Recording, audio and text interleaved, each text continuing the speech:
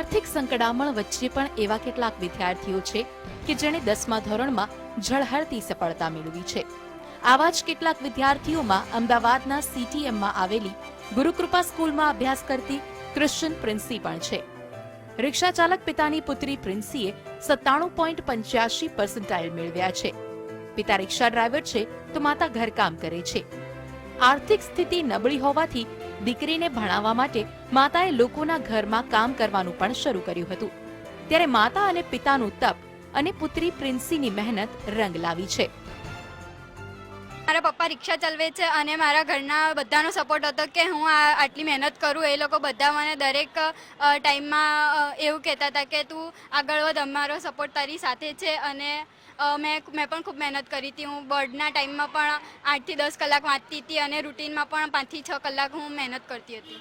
મન હોય તો માળવે જવાય તે કહેવતને અમદાવાદના દેવલે યથાર્થ ઠેરવી છે. મિલ મજૂરના પુત્ર દેવલે 98.80% સાથે 86% મેળવ્યા છે.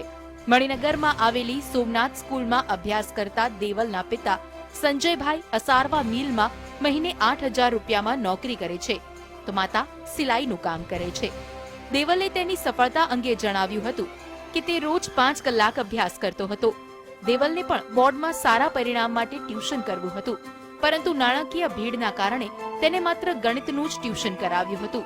ત્યારે દેવલ ફાઇટર પાયલટ બનવાની ઈચ્છા ધરાવે છે.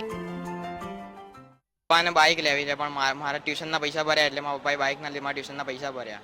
એમણે મને ખૂબ જ સપોર્ટ કર્યો છે, ભણવામાં પણ આર્થિક રીતે પણ. અને મેં ખાવા પીવામાં કટકસ કરી મારી ટ્યુશનની ફી અને સ્કૂલની ફી ભરી છે. અને મારે ચોપડા પણ જોઈએ તો તાત્કાલિક લઈ આપે. મને ખૂબ જ સપોર્ટ કર્યો છે. હું હાર્ડવર્ક નતો, સ્માર્ટ વર્ક કરતો હતો, એટલે એમાં મહેનત રંગ લાવી છે. અત્યારે હું નાઇટમાં જઉં છું, નાઇટ જોબ કરું છું. જે સેલેરી જે પ્રમાણે તો ઘર બી પૂરું થતું નથી. અને એની જગ્યાએ છોકરાને આટલું મોંઘું ભણતર, આટલી ફી ભરવાની, બરાબર, પછી એનું જો મતલબ એનું જો આ બધું પૂરું કરવાનું. હું જ કહું છું કે મારો છોકરો આટલી મહેનત કરીને આગળ આવ્યો છે તો મને મારા સમાજ ઉપર અને મારા છોકરા પર બહુ ગર્વ છે. હું એક નાનકડા ગામમાંથી આવું છું, વિજાપુર તાલુકાનું જંત્રાલ ગામ છે મારું. ત્યાં પણ મારું ગામમાં ઘર નથી અને અમદાવાદમાં ઘર નથી. તો ધોરણ 10માં 97% પ્રાપ્ત કરનાર અમદાવાદના વિનીતની વાત પણ કંઈક આવી જ છે. વિનીતના પિતા ધર્મેશભાઈ ટેમ્પો ચલાવે છે, ત્યારે વિનીત IPS ઓફિસર બનવાની મહેચ્છા ધરાવે છે.